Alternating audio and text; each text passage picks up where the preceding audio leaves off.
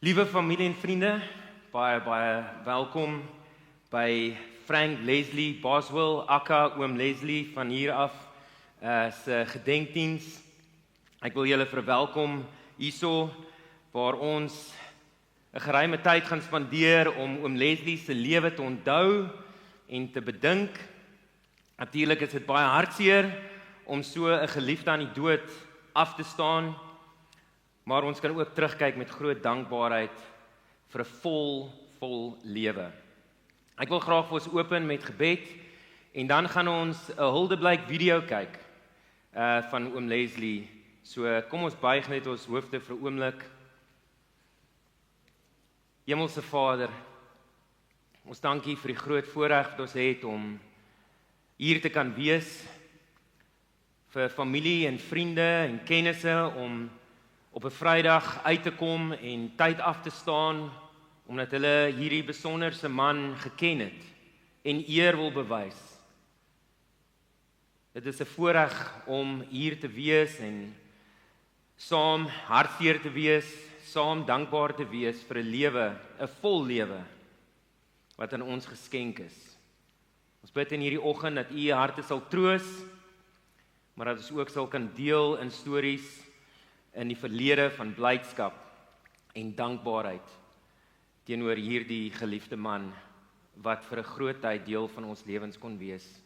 Ons bid dat U ons sal lei in hierdie tyd, dat U sal werk en wees in ons harte. Ons bid dit in Jesus se naam. Amen. Kom ons kyk vir 'n oomblik.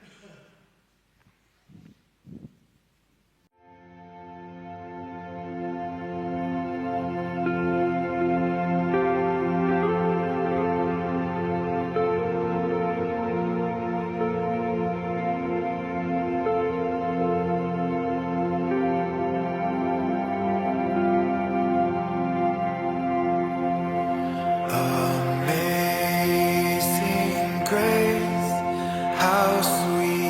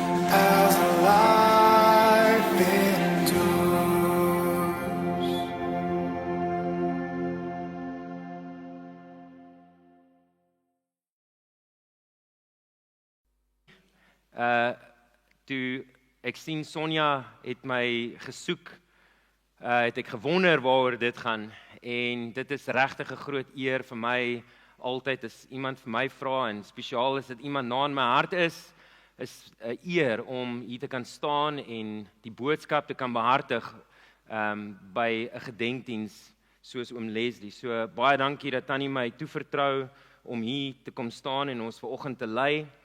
Daar is natuurlik baie te sê oor oom Leslie. Ek sal nie die waarheid praat as ek vir u kan sê dat ek 'n uur oor oom Leslie kan praat nie, want my kennis van hom is maar nog kort en klein, maar dit was definitief diep. En ek is seker daar is baie stories wat gedeel kan word oor koffie en tee na die tyd as ons sy lewe bedink. Ek weet Sonja gaan ook woorde kom deel met ons na my boodskap, maar die hoofdoel vir my boodskap hier vanoggend, vriende, behalwe om hierdie diens te lei, is om 'n boodskap te bring uit God se woord vir ons, gepas vir hierdie tyd wat ons osself bevind. So dit is waarvoor Tannie Poppy my gevra het, dis hoekom ek hier is. Ek is 'n diensknegt van die Here, en as ek nie oor sy woord kan praat nie, het ek nie veel om vir ons te sê nie. Oom Leslie, soos u weet, was 'n kenner oor 'n wye gebied. Opgelese en 'n denker van formaat. En hierdie eienskappe van oom Leslie herinner my aan iemand in die Bybel, die wyse Salomo. Die wyse Salomo van ouds. Hy was soos oom Leslie, 'n wyse man, 'n opgelese man, maar hy word ook verwys in die Bybel as die prediker.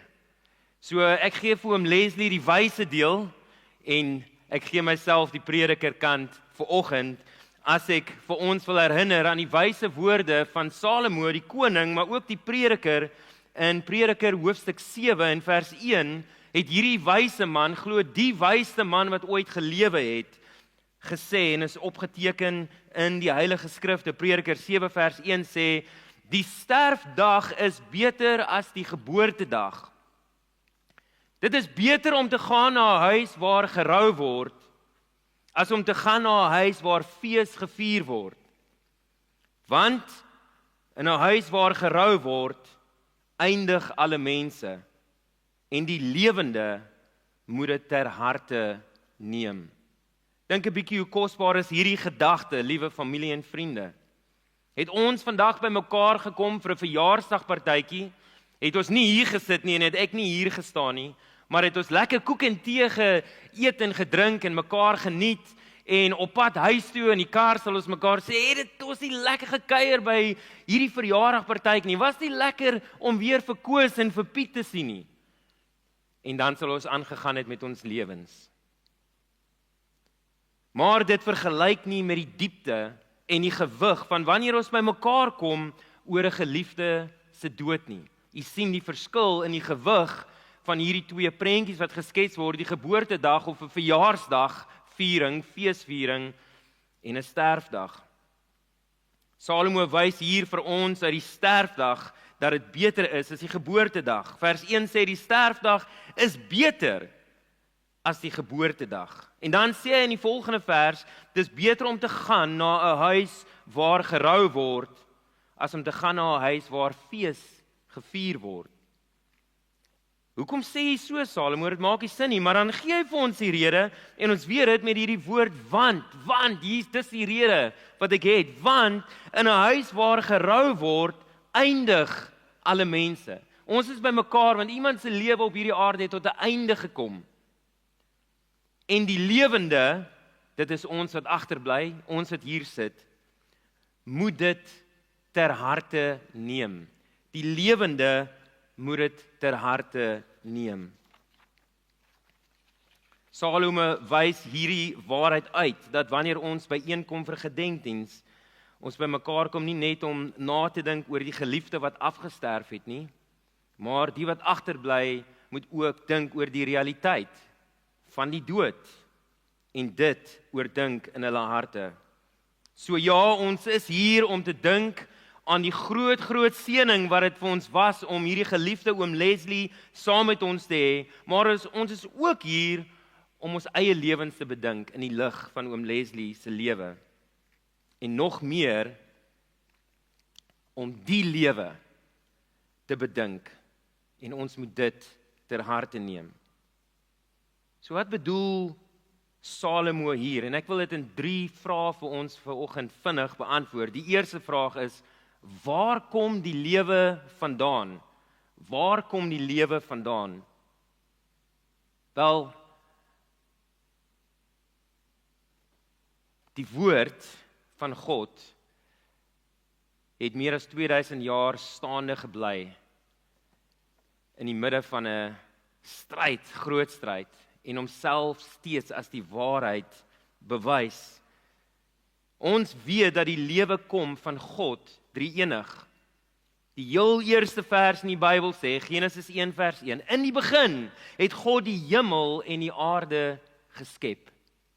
Vers 26 sê, God het gesê, laat ons mense maak na ons beeld, as ons afbeelding, sodat hulle kan heers oor die visse van die see, heers oor die voëls van die hemel, heers oor die diere, oor die hele aarde, en oor al die kruipende diere wat op die aarde rondbeweeg. Vers 27, God het die mens geskep na sy beeld, na die beeld van God het hy hom geskep, manlik en vroulik het hy hulle geskep. Ons sien dat dit inderdaad so is, die bewyse is reg rondom ons. Daar is 'n groot verskil tussen die mens wat geskape is en die diere. Ons weet die evolusie leer vir ons dat ons ook eens diere was. Maar daar is 'n groot verskil tussen die mens en die dier. Waar kom die lewe van die mens vandaan? God het ons geskape. Maar kom ons dink net oor hierdie gedagte.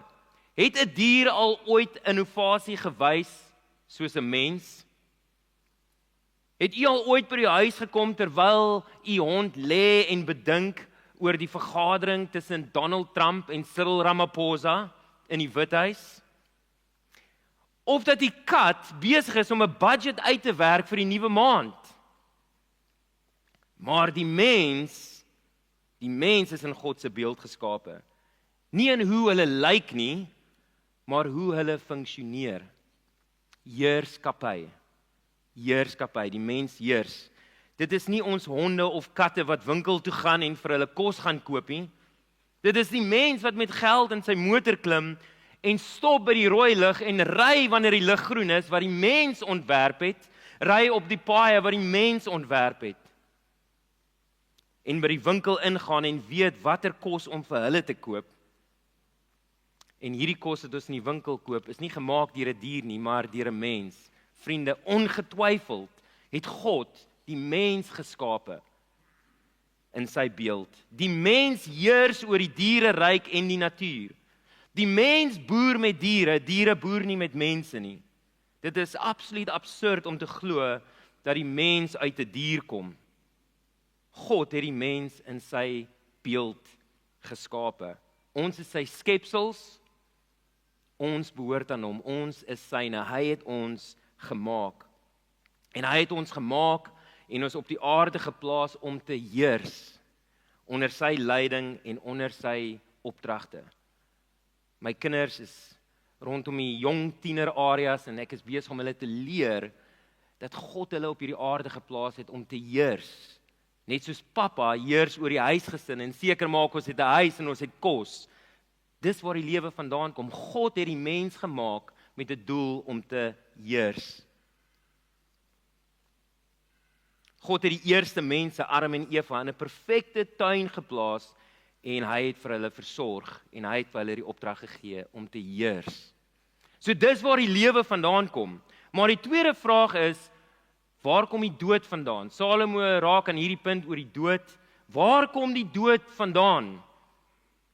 Genesis 1 weer eens, vers 16, die Here God het die mens beveel, van al die bome van die tuin mag jy na hartelus eet, maar van die boom van die kennis van goed en kwaad, daarvan mag jy nie eet nie, van die dag wanneer jy daarvan eet, sal jy beslis sterf.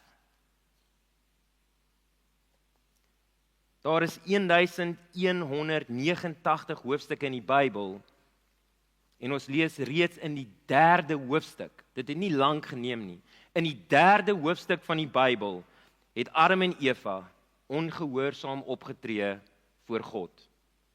Al die bome, perfekte tuin, nie hierdie een boom nie. En die mens gaan na daai een boom en rebelleer teen God se opdrag aan die mens. Ten spyte van God se opdrag en duidelike waarskuwing, het hulle die leuen van Satan geglo en teen God se woord gegaan en geëet van die een boom wat God hulle verbied het, waarvan hy gesê het, julle sal sekerlik sterf. Hulle het onmiddellik geestelik gesterf aan hulle verhouding met hulle Skepper en hulle het uiteindelik later fisies gesterf as ook elke mens na hulle. Daar was nie een mens wat net vir ewig gebly lewe het nie. Die mens is gebore en het gesterf. Soos Genesis 3 vers 19 God vir hulle sê na hulle gesondig het, met sweet aan jou gesig sal jy brood eet totdat jy terugkeer na die grond. Want daaruit is jy geneem, ja, stof is jy en tot stof sal jy terugkeer. Vriende, dit mag dalk tot u skok wees, maar dood bestaan omdat die mens in sonde geval het. Nie net Adam en Eva nie, maar die apostel Paulus skryf aan die kerk in Romeine hoofstuk 5 vers 12 en sê, daarom soos deur een mens die sonde in die wêreld gekom het en as gevolg van die sonde die dood, so het die dood ook tot alle mense deurgedring, omdat almal gesondig het. Die dood is 'n vrug van sonde. En God het vir ons gesê, dit sal gebeur. Vir ons voel dit na 'n natuurlike ding. Jy word gebore en jy sterf. Maar die dood is nie 'n natuurlike proses nie. Ons kan dit voel in ons harte. Niemand geniet iemand wat besig is om te sterf nie. Almal vrees hoe hulle eendag gaan sterf. Die dood is nie 'n natuurlike ding nie. God het gesê, dit is as gevolg van die mens se sonde. Dis waarvan dit vandaan kom. So wanneer ons by mekaar gebring word, soos vanoggend, as gevolg van die dood, moet ons herinner word, ons moet dit ter harte neem, waar dit vandaan kom. Dit is as gevolg van die sonde, of in ander woorde, ongehoorsaamheid van die mens teenoor God, of om nog meer kleur aan die gedagte te gee, dit is as gevolg van die mens se rebellie teenoor God. En hierdie dood het twee fasette. Die dood van die liggaam, wat later gebeur, maar die onmiddellike geestelike dood. Elke mens word gebore geestelik dood as gevolg van sonde, wat dan uiteindelik lei na die ewige dood. Sonde het geestelike dood voortgebring. 'n gebroke verhouding met God. Sonde het 'n skeiding gebring tussen die skepsel en sy Skepper. Jesaja, die profeet Jesaja in Jesaja 9:5 vers 2 sê, maar julle sonde skuld, dit het skeiding gebring tussen julle en julle God. Julle sondes het hom sy gesig vir julle laat verberg. Vriende, ek wil hê ons moet dit ter harte neem. Die realiteit is dat sonde skeiding gebring het tussen Adam en Eva, en die sonde het skeiding gebring tussen die mens en God.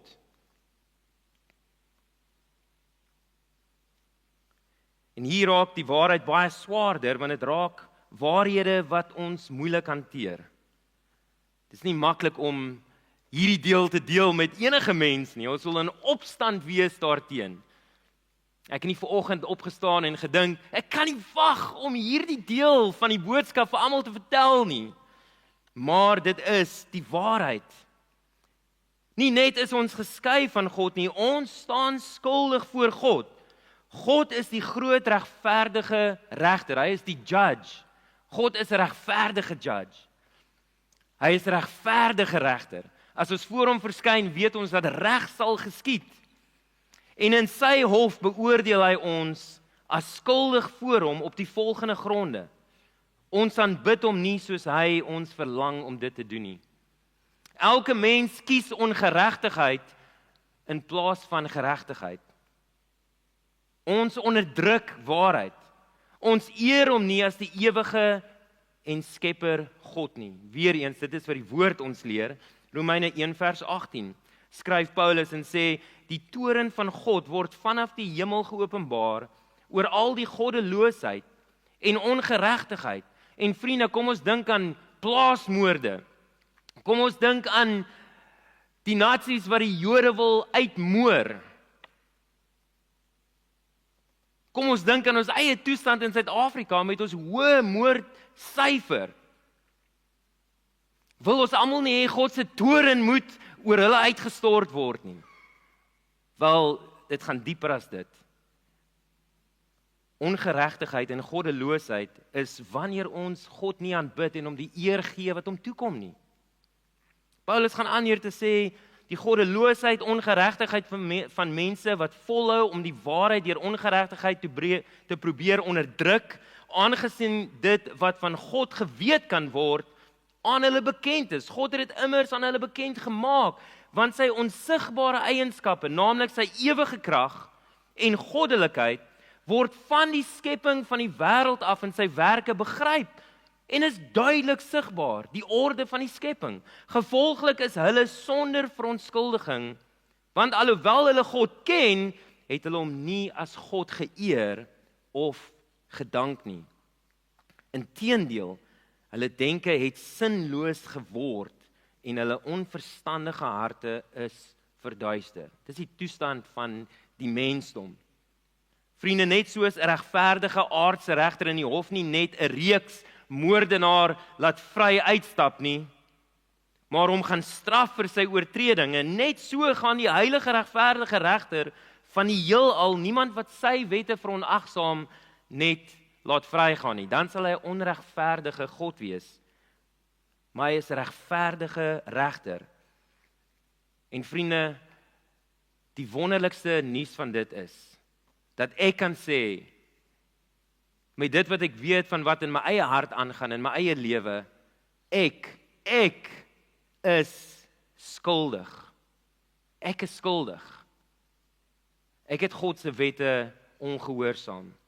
Ek het myself gekies en myself verlig bo God. Ek is skuldig.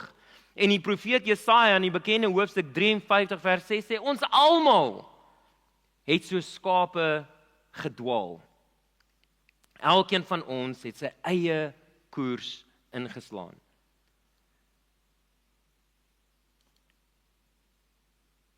Ons almal het ons eie koers ingeslaan. Dit beteken, ons kies die pad van ons lewe.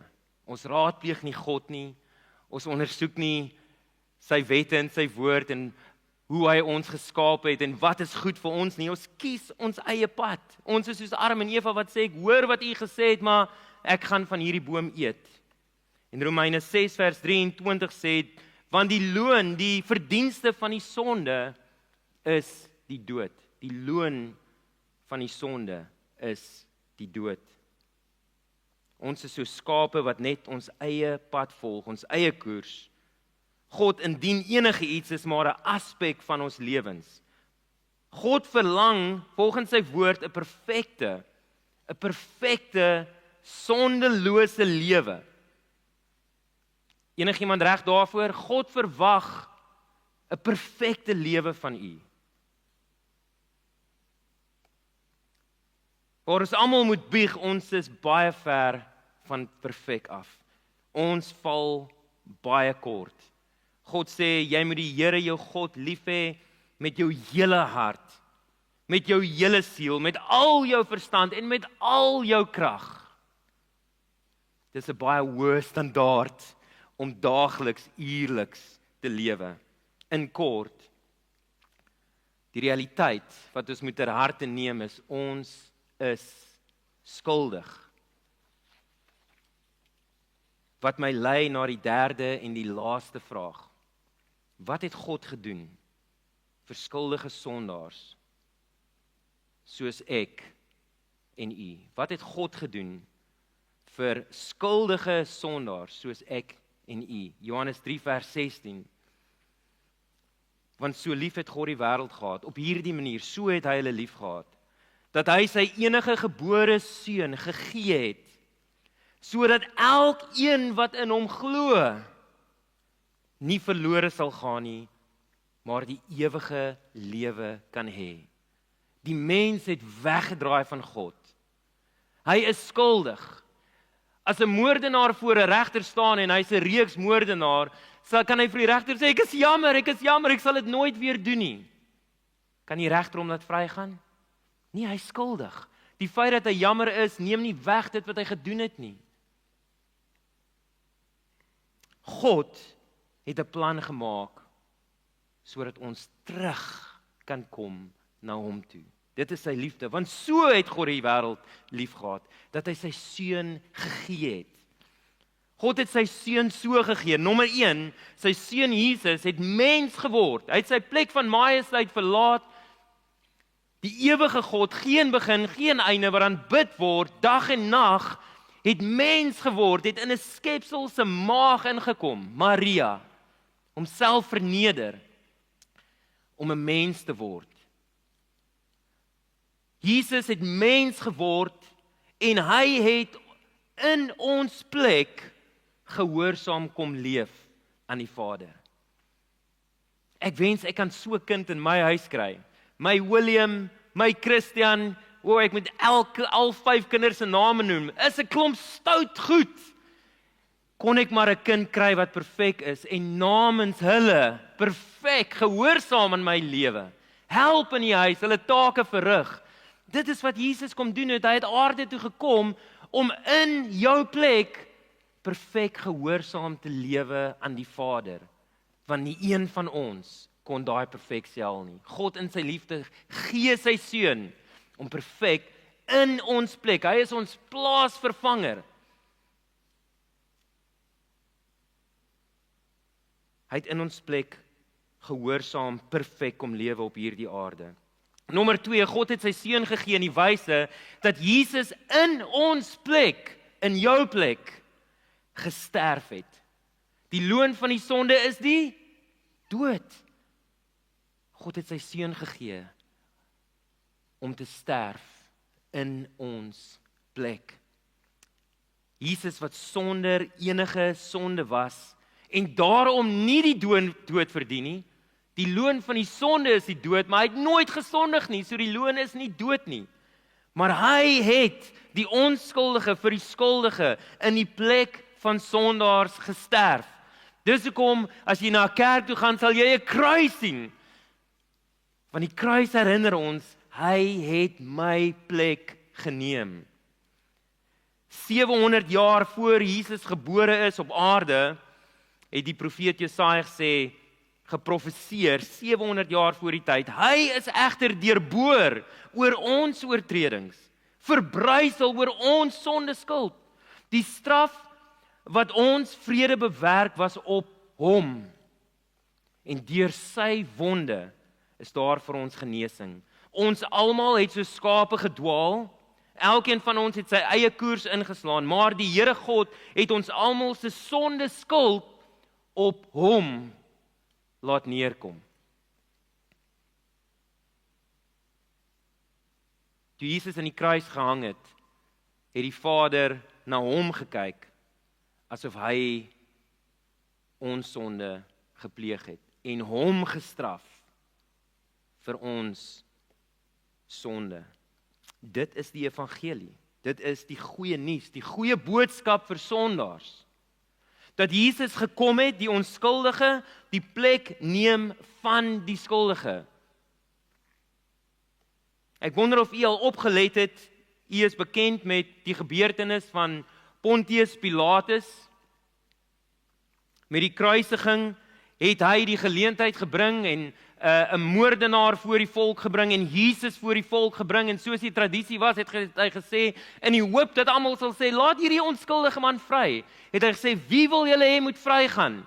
Die moordenaar Barabbas of Jesus die Messias?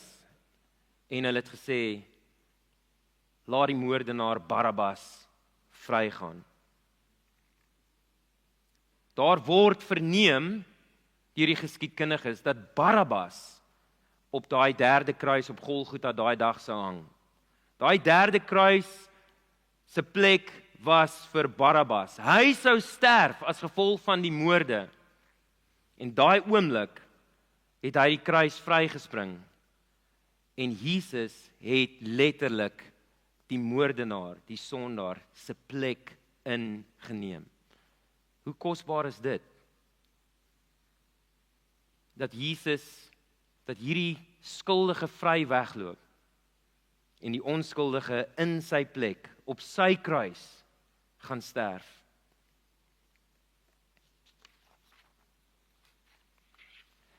Die Jode het vir Barabbas gekies om vry te gaan en so het Jesus die onskuldige die plek geneem van Barabbas en letterlik in sy plek aan die kruis gehang. Net so het Jesus in ons plek die straf vir ons sonde gedra. Romeine 5 vers 6. Toe ons nog magteloos was, het Christus Jesus immers op die regte tyd vir goddeloses gesterf.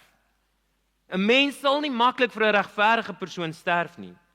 Al sou 'n mens dalk nog die moed hê om vir so 'n goeie persoon te sterf. God bewys egter sy liefde vir ons daarin dat Christus vir ons gesterf het toe ons nog sondaars was, leer Paulus vir die gemeente in Rome. En nommer 3, God het sy seun gegee sodat hy die dood kon oorwin vir ons regverdigmaking. Romeine 4 vers 25. Kom ek sê weer nommer 3. God het sy seun gegee om in ons plek te lewe, om in ons plek te sterf, en God het sy seun gegee sodat hy die dood kon oorwin vir ons regverdigmaking. Dit is een ding vir 'n beskuldigde om uit 'n hof te stap en die regter sê iemand het vir jou betaal, jy is vry, jy kan uitgaan, maar hy gaan nog steeds met die label loop dat hy is 'n moordenaar. God het opgestaan sodat ons die skuldiges nie uitstap as 'n sondaar nie, maar regverdig verklaar is. Deur dit wat Christus Jesus kom doen het, opgestaan, die dood oorwin, verklaar hy die wat in hom glo regverdig. Op die kruis het God na Jesus gekyk en hom hanteer asof hy die sonde gedoen het. En die wat in hom glo, kyk God na die mens asof die mens Christus se perfekte lewe gelewe het. Die teoloog praat oor the great exchange. Ons sonde vir sy geregtigheid. Sounds like a fair deal? Dit is die goeie nuus. Dit is wat God gedoen het. Dit is sy liefde. Dis hoe hy sy seun gegee het. Sodat die wat in hom glo nie verlore mag gaan nie, maar regverdig verklaar kan word. Romeine 4 vers 25. Jesus is ter wille van ons oortredings oorgelewer en ter wille van ons regverdigmaking is hy opgewek. En dit was deel van God se wet. God het gesê die straf vir sonde is die dood. Hoekom het Jesus nie in die graf gebly nie?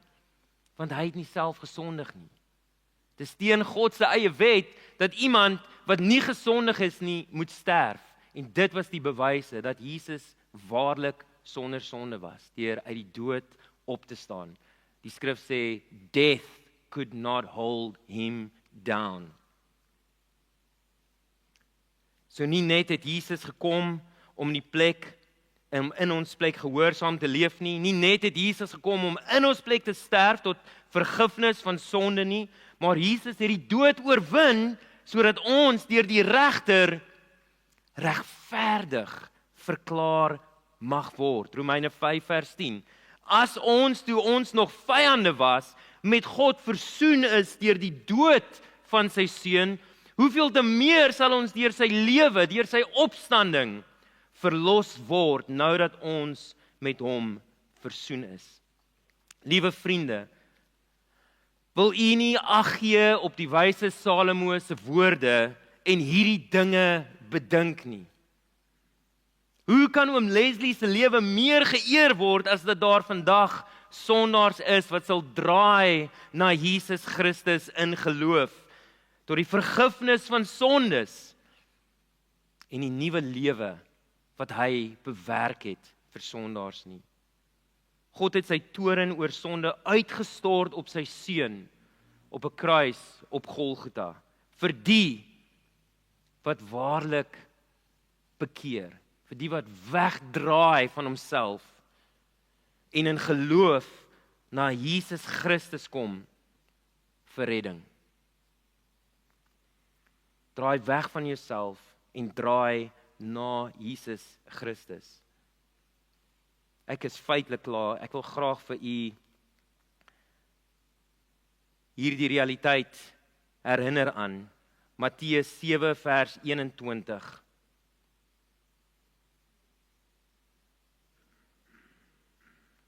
Jesus se woorde. Nie elkeen wat vir my sê, Here, Here, sal ingaan in die koninkryk van die hemele nie, maar net die wat die wil van my Vader in die hemele doen. Baie sal op daardie dag vir my sê, Here, Here, het ons nie in u naam geprofeteer en in u naam demone uitgedryf en in u naam baie kragtige dade verrig nie. Dan sal ek openlik vir hulle sê, ek het julle nooit geken nie. Gaan weg van my, julle wat wetteloosheid bedryf. Liewe vriende, ek weet nie waar u staan in die harte nie, maar die evangelie boodskap is daar vir ons om te gehoorsaam of teen dit te rebelleer. Gehoorsaamheid aan die evangelie boodskap is om te draai na Christus toe. Om weg te draai van die lewe waar ek die kaptein van my eie siel is en te draai na Christus toe, soos die ryk jong man wat gesê, Here, wat moet ek doen om gered te word?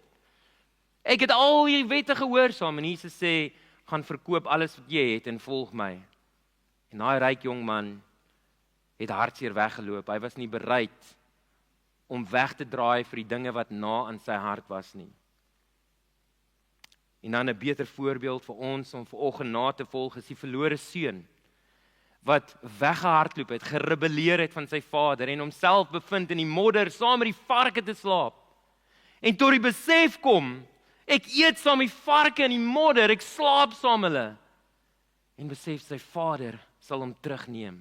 Al is hy net 'n slaaf in sy vader se huis, is dit beter waar hy nou is. En hy teruggereis na sy vader toe. En toe sy vader hom sien, 'n seun wat bekeer en teruggekom het hy hom ingeneem en 'n fees vir hom gevier. Dit is die beeld wat Jesus vir ons skep, wat bekering en geloof is, om daai lewe agter te laat en om hom te volg. Want so lief het God die wêreld gehad, dat hy sy enige gebore seun gegee het, sodat elke een wat in hom glo, nie verlore sal gaan nie, maar die ewige lewe sal hê. Romeine 6 vers 23 het ek vroeër nie klaar gelees nie. Want die loon van die sonde is die dood, maar die genadegawe van God is die ewige lewe in Christus Jesus, die Here. Hoe kom in bekering en geloof na Jesus vanoggend? Los jou lewe agter en volg hom vandag, is die roepstem vir ons vanoggend. Kom ons buig ons hoofde in gebed.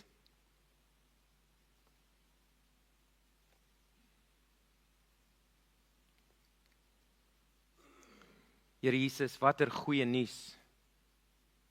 As ek dink aan die verlore seun wat homself in 'n gemors in die modder tussen die varke, wat sy vader se erfporsie uitvermorsel het, wat terugkom met niks behalwe modder aan sy lyf nie. En sy vader wat hom inneem en 'n fees vier. Dit is die hart van God in Christus Jesus ons Here. U het u seun vir ons gegee. Hemelse Vader, ons dankie as ons vandag aan ons geliefde oom Leslie dink. Dankie vir sy lewe. Dankie Here vir 'n vol lewe. ongelukke, moorde, siektes neem mense op jong ouderdomme. U het vir hom geskenk aan ons met 'n vol lewe, 'n lieflike man, 'n broer vir 'n suster, 'n vader vir 'n dogter, 'n man vir sy vrou en 'n vriend vir sy medemens. En vandag, Here Jesus, is sy lewe die pad na ons ore vir hierdie evangelie boodskap. Draai en kom na Jesus Christus. Hy staan gereed om u te ontvang as u vandag na hom toe kom in geloof. Here, mag dit so wees deur u groot genade. Here, troos ons harte vandag as ons aan hierdie man dink. Oom Leslie sal gemis word deur Jesus. Maar ons is hier om te aanvaar dat sy tyd op aarde het tot 'n einde gekom. Ons vra dat u ons harte in hierdie oggend sal kom besoek, ter wille van u eer en u heerlikheid. Amen.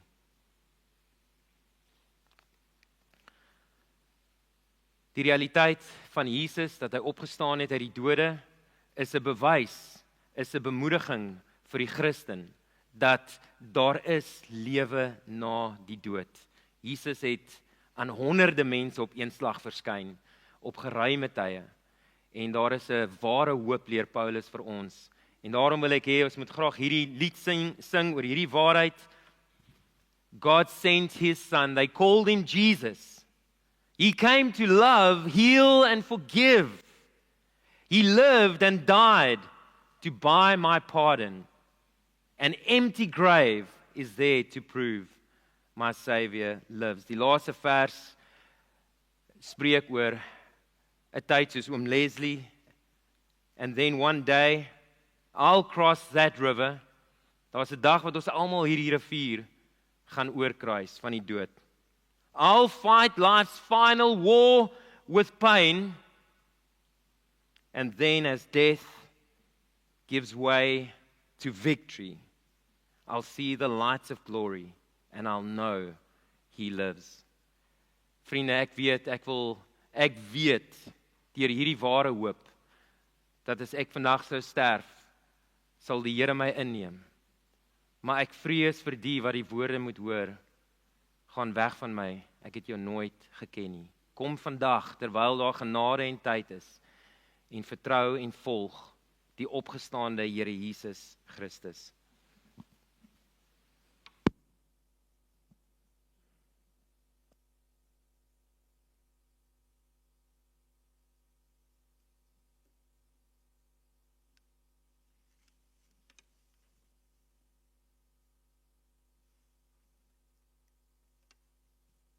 Sing asseblief saam, die woorde is daar, as jy dit ken.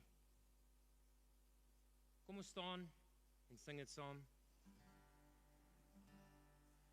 God sent his son, they called him Jesus. He came to love, heal and forgive.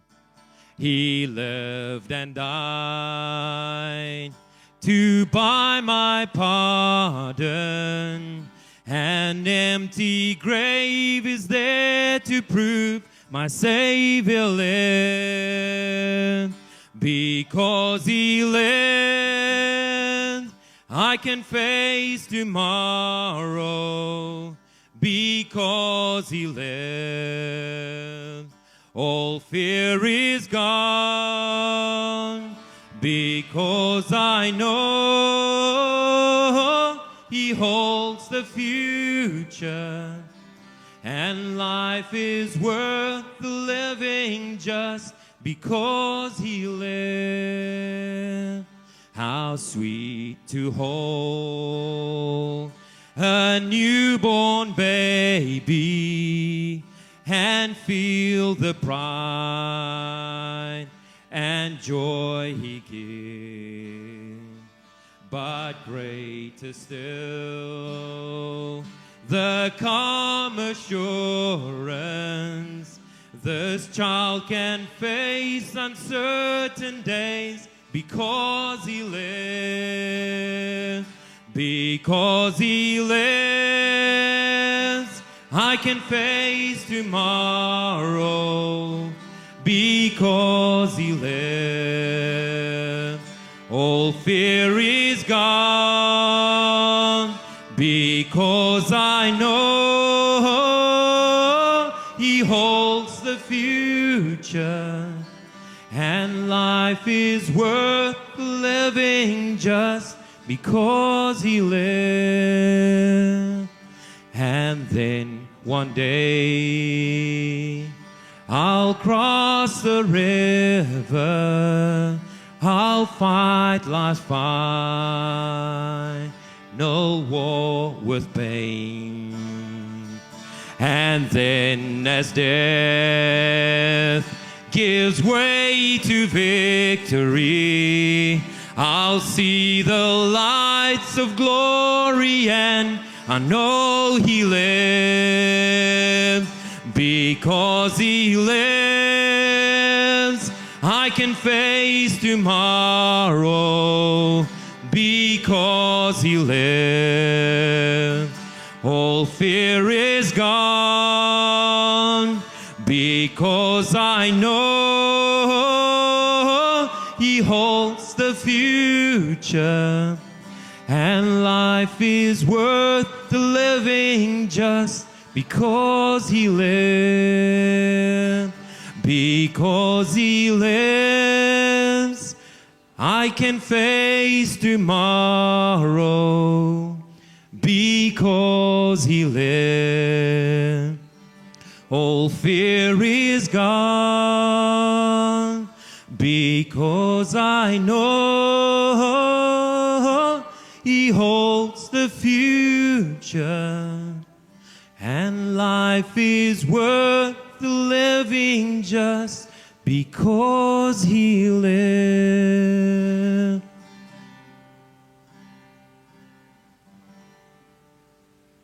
U mag maar sit.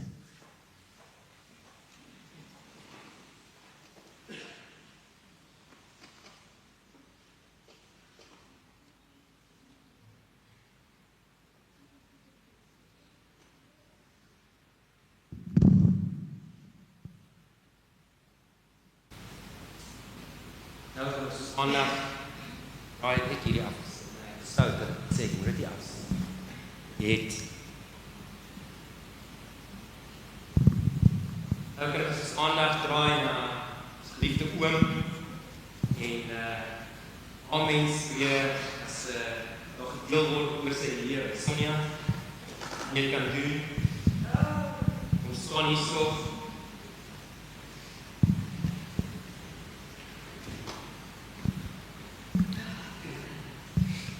Ek het so mooi gehou tot hier.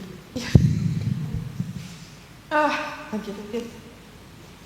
Ek ben heilig, kan ek moet daar ek ook saam. Maar is hier om te sê wat my wees vir my beteken het. Toe ek jonger was, as ek baie interaksie gehad het. My vader het hulle Kaap toe. Ek elke naweek daar. En hy was een van die mense wat lief is om te lewe. Hy was lief vir mense. As jy er gekom het en hy was besig met iets, dat hy alles net so gelos, kom sit, sê van, en wat is niet in jou lewe? Dit is wat hy het baie geïnteresseerd gewees in mense, hy was baie geïnteresseerd in die lewe, en hoe goeders gewerk het, en hy het dit graag met jou gedeel, hy wou jou help, as hy kon gehelp het, en het hy agteroor gebuig, en hy het nie net gehelp, en jy het gedink, jene, nou help die persoon nie. Hy het gehelp, en as hy gehelp het, was dit perfect na die tyd. Ek weet nie hoeveel keer ons stikkende goeders na hom toe gevat het, en dan dink jy vir jouself, jene, die ding gaan nie gered word nie. 'n Paar weke later, 'n paar dae daarna, dan kom jy weer daarna sê, ek het die ding vir jou reg gemaak. En dan is dit beter as wat dit ooit was, voor die tyd. En hy het graag sy kennis gedeel ook met ons. Van jong tyd goeders wat al gebeur het, wat in die oud tyd gebeur het, hy het nie net 'n eenvoudige lewe gehad, soos hy gesê het. Hy het baie goed gedoen. Hy was onder andere 'n boer gewees. Is lief vir diere, miskien nie katte nie, maar ja. en die mense wat vir hom gewerk het, hulle het jare daarna het hulle nog vir hom gebel met sy verjaarsdag en net omdat hy 'n goeie persoon was wat belang gestel het in hulle, dit was nie net oppervlakkig nie. Ja, ek het so baie dinge gedink wat ek wil sê. Maar dit is die tipe mens wat hy was. Daar is baie, soos wat jy sê, Rudy, baie om te sê, mens kan 'n uur seker praat oor wat hy vir jou beteken het. En as hy vir jou raad gegee het, is dit goeie raad. Dit is nie net, jy vat dit met 'n knippie sout nie. Dit draai uit, dit is wat jy moes gedoen het. Veral met praktiese goed ook, sê nou maar jy wou iets gebou het, dan sê vir jou, jy doen so, en jy maak so, en jy maak so, en jy maak so. En dis reg, dit is presies wat jy moes gedoen het. Ja, dit is daai raad, hy het ook al gehou om te debatteer, as jy iets niet na hom toe gegaan het, dan het hy nou, maar wat nou van dit en so, en jy het hieroor gedink, en dit is om jou te maak dink, nie om sy eie basyn te blaas nie. Hy was net daar vir ons. En hy sal baie gemis word. Maar baie dankie dat julle gekom het. Ek waardeer dit. En vir die mense wat van ver af kom. Baie dankie vir julle ook. Dankie.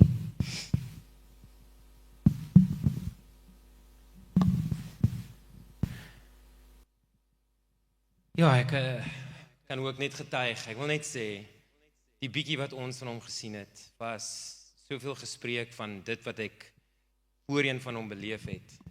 Ek wens regtig uit die diepte van my hart dat ek meer gesprekke met hom kon gehad het. En selfs die tye waar hy nader aan die einde gekom het, ek dink dit was so net 'n jaar terug, toe julle Hermanus toe gekom het met al die vakansie pitstoppe en toe by ons uitgekom het en wow, dit was vir ons het so veel keer al gepraat oor hoe kosbaar dit vir ons was en ek dink waarvan ons bewus is, het ek die tyd wat ons met hom spandeer het in sy laaste tyd, het ek hom ooit kla oor enige ietsie. Die laaste keer wat julle op Hermanus was, nie lang terug nie, is hy doodgelukkig om daar in sy bed te lê en ons kuier hier binne, ons het tyd saam hom spandeer en jy wil hom nie los en hy sê, gaan, hy's okay. So is baie kosbaar vir ons. En dan wil ek net vir die familie ook bemoedig. Dit is so maklik om hierdie tyd kry jy soveel aandag en boodskappe en bemoediging en dan oor 'n week of 2 gaan alles doodstil. So Tannie Poppy gaan hom mis, veral. En ons moet daar wees rondom Tannie, maar die Here gee vir ons genade om hierdeur te kom. Goed. Net een praktiese ding, as jy hierdie badkamer soek, dis net deur hierdie deur, draai links, kyk op en daar sal 'n teken wees van 'n mannetjie of 'n vroutjie en dan sal jy dit vind. Maar ons gaan nou afsluit voor ons koffie en tee saam geniet. Is daar 'n lied O Heer my God. Ons gaan dit speel en dan gaan ons saam sing en nog iets. Oh great, maar kom ons wag met die lied asseblief James.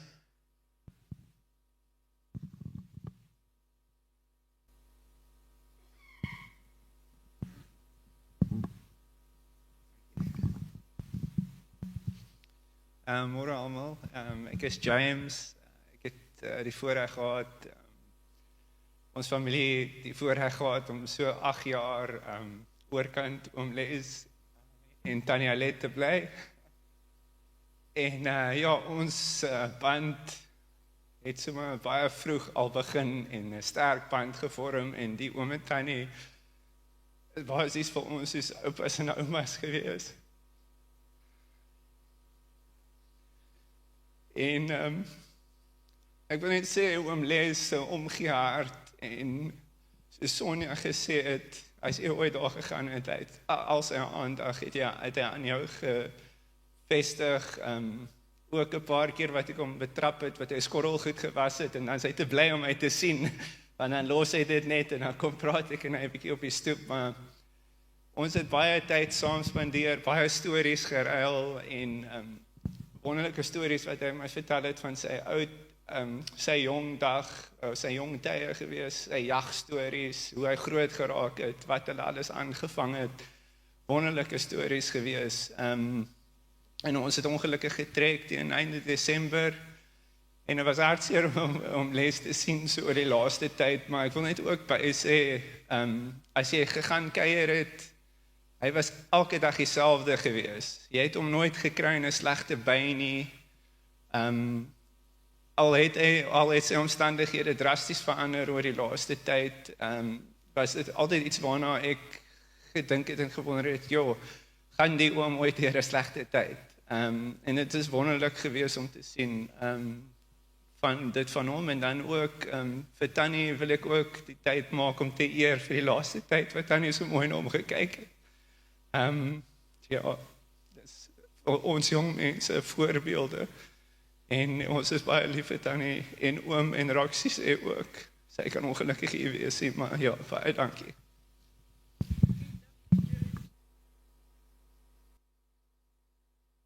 Kom ons sit en sing O Heer my God.